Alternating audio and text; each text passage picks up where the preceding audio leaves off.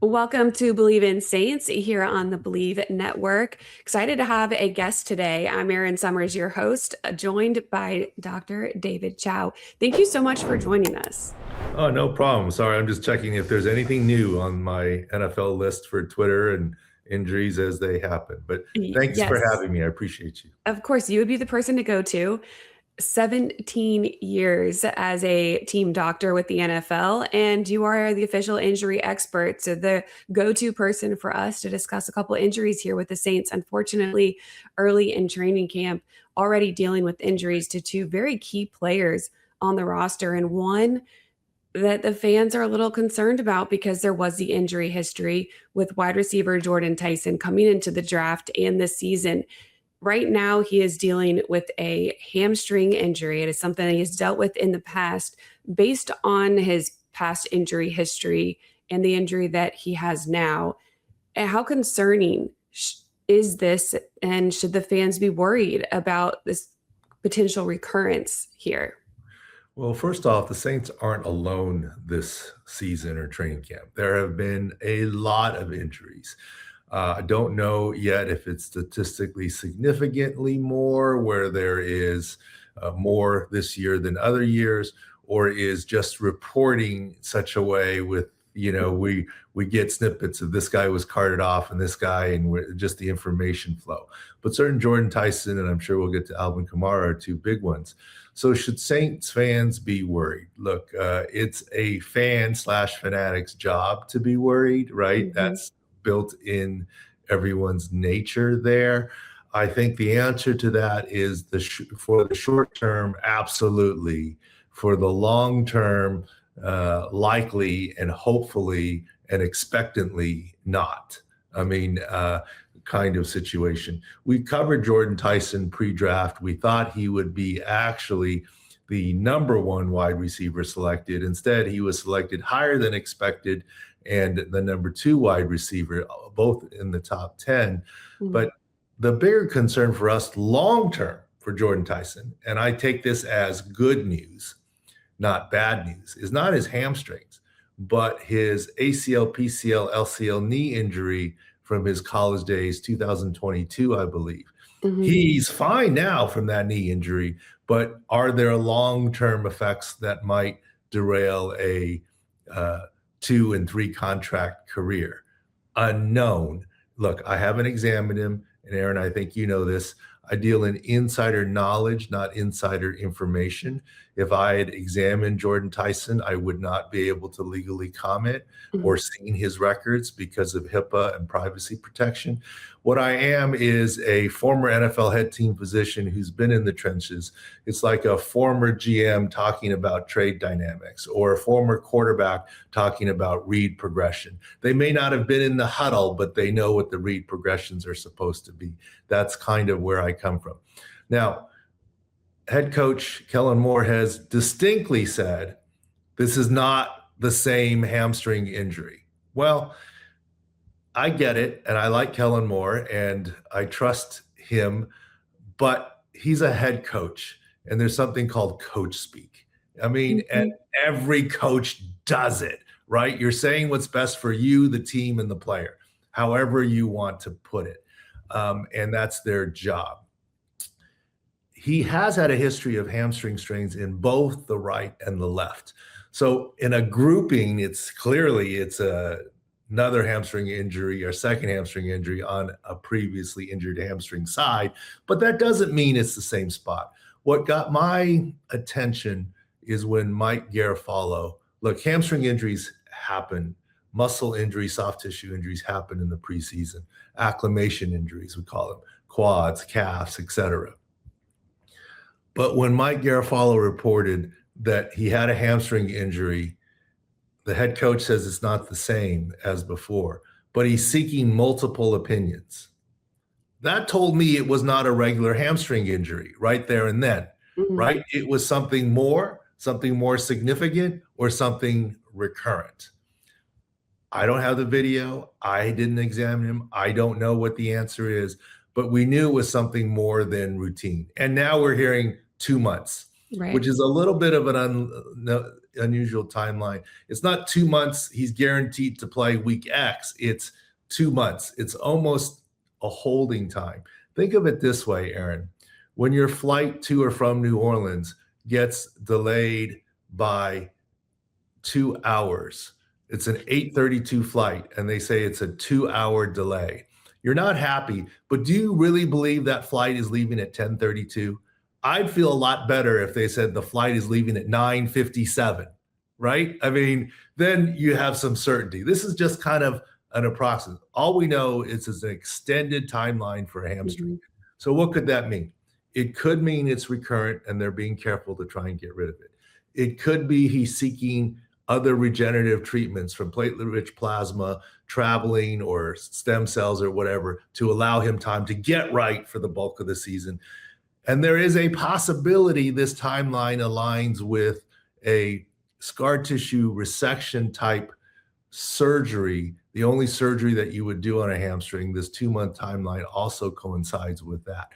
Mm. I don't know which one it is, right? I'm on the outside. I'm not trying to guess, but our initial hypothesis that this was something significant and different has at least come true. So it's either severe or something unusual, but I still don't think there's any reason for long-term worry, but short-term, yeah. And I fully expect he will obviously make the 53-man roster and then get placed on injured reserve because that, guess what? That allows him the ability to come back. He's not being placed on injured reserve now because it would end his season, and nobody wants that. He's coming back this season. So procedurally, the Saints have to wait till the final 53, then put him on injured reserve, then later designate him to return after 4 weeks at least. That's probably what will happen. Based on what you do know from the situation, what would be the best case, worst case scenario for his return? Because some people have said that there's a possibility he would return for week 3, the home opener in New Orleans. And then others have said it's going to be potentially week 6 if you go based off of a true 2-month timeline. However, if there is recovery and it's 2 months for him to get back on the field, period, and then he's going to ramp up, it would extend past week 6. So in your previous history dealing with hamstring injuries and what you know, break down what a potential best case, worst case scenario could be. Well, going back to my airline analogy, that 8:32 flight has a 2-hour delay. It'd be great news if it left at 10:43. You'd take 11:05, right? I mean, a little bit longer, right? I think the 2 months is sort of a holding period. I think it seems unlikely that he'll play week 2. I'm not saying impossible. Haven't examined him. Just seems very unlikely. Teams are oriented to be on the optimistic side. No, nothing to see here. It's not the same hamstring as before. Fan base, don't worry. Well, they're coming out with 2 months. Are they trying to come out with 2 months, then spring good news on everyone and say it's really only 4 weeks or 5 weeks? That's what we're hoping for. Well, you can hope, but I mean, can you name how many instances off the top of your head can you name a 2-month timeline becoming much shorter? I'd say very few, but I'll bet you can name a bunch of 2-month timelines that have become longer. That just seems to be the pattern without knowing anything on the inside. When you look at his history of injuries, you mentioned the torn ACL in 2022, 2024 is a collarbone, 2025 ankle, 2025, again, the right and left hamstring during this past season, his last season at Arizona State.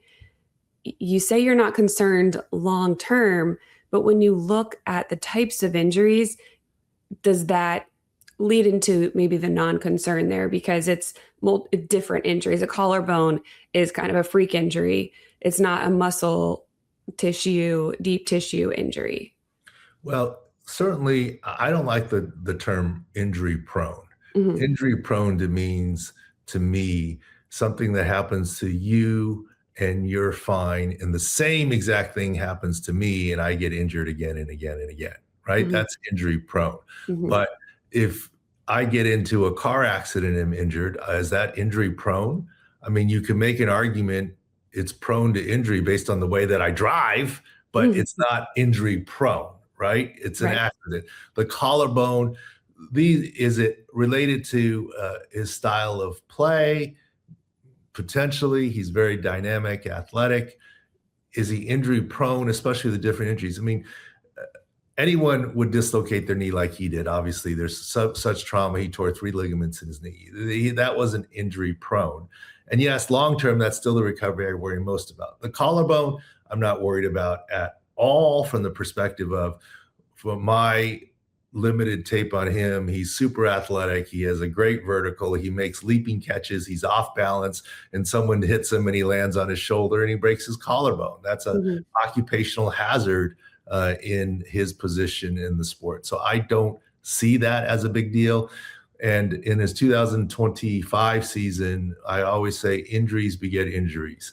So I don't know the circumstance. Rather than call him injury prone or look at how brittle he is, I might say maybe he's a guy who's constantly tried to play through. I'm making this up, but gee, he injures his ankle, he's favoring it, then he hurts the other hamstring, and then he rushes back from the other hamstring and hurts the other hamstring. I don't even know the sequence, right? But injuries do beget injuries, and so I'm not ready to label him in any sort of way. I could see almost his pattern as, someone who plays hard and always wants to play through. And that may be what the Saints are doing by saying, we see you wired this way. Let's take 2 months and longer, young fella. Let's not hurry back. We need you right in the long run, because we've seen what you've done in college. Once again, I'm not in the room, but those are possibilities. I will say, watching him during the offseason training, OTAs and minicamp, he was limited in his participation and his ability to play by the team. And he was chomping at the bit to get on the field anytime that he could. He was full speed.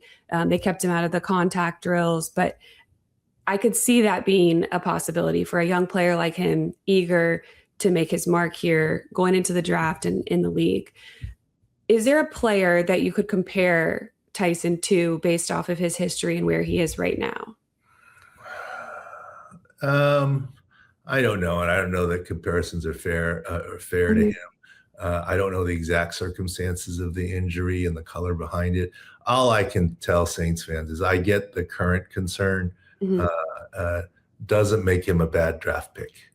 I mean, and I think you should hang your hat on the highlights that he has put up when he's been out there in training camp and say that's the guy that you got. And what the team and the medical staff are trying to do is get him 100% healthy so you can have more of that. I would not necessarily regret that draft pick at this point in time. I think that's way too early to have buyer's remorse. I like that. I like that mentality, the positivity there, because I think he's a great player when healthy as well. And you mentioned earlier, probably the best receiver in the draft.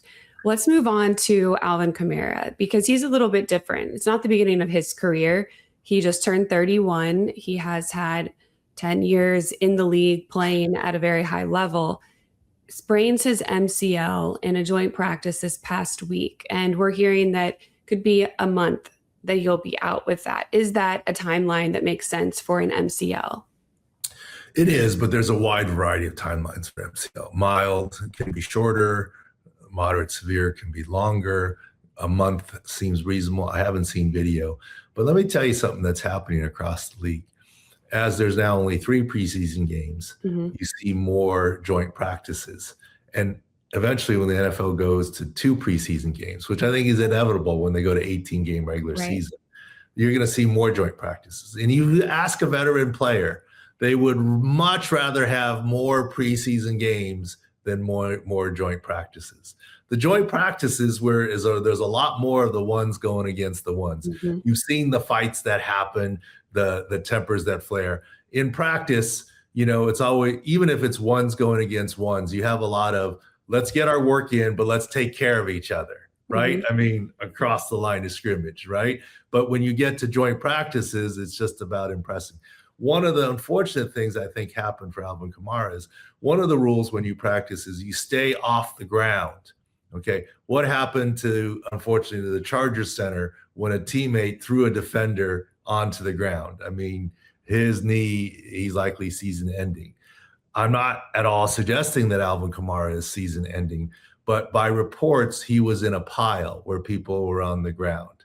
And that is where more danger happens.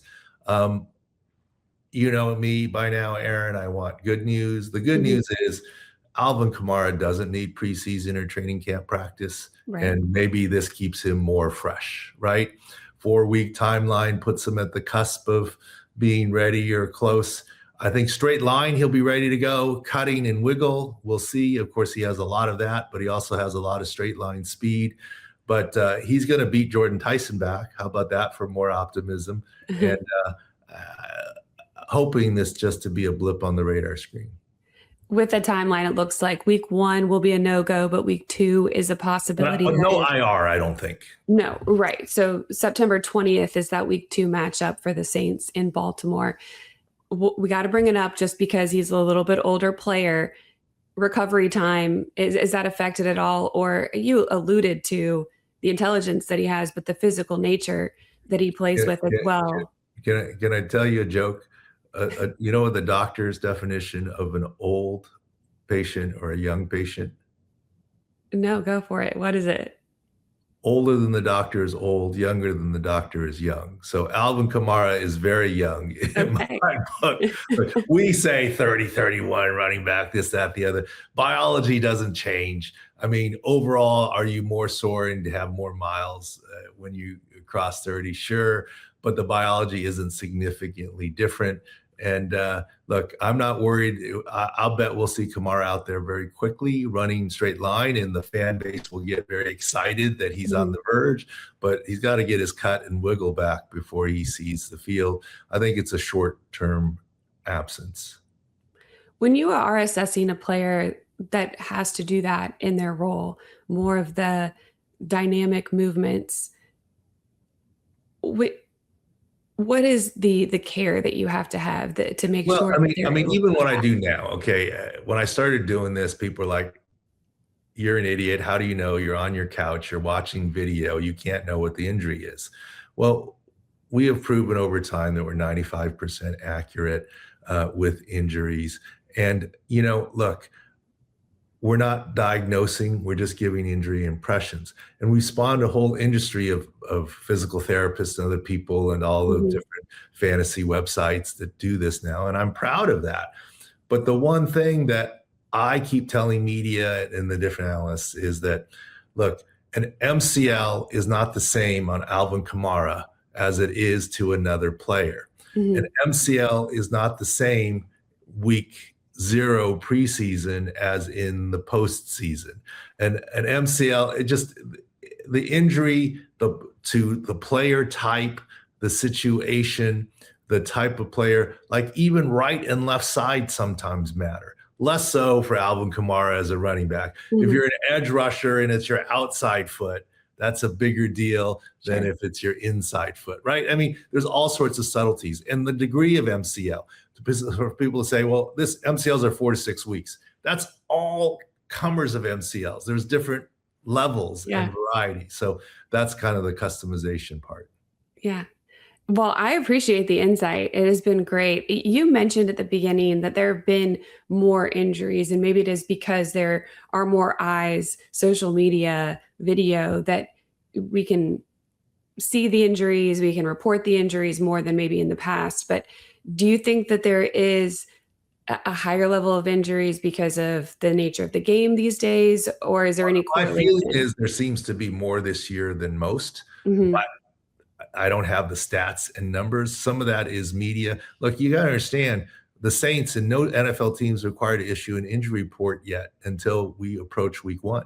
So all of this is reporter questions and what reporters have seen.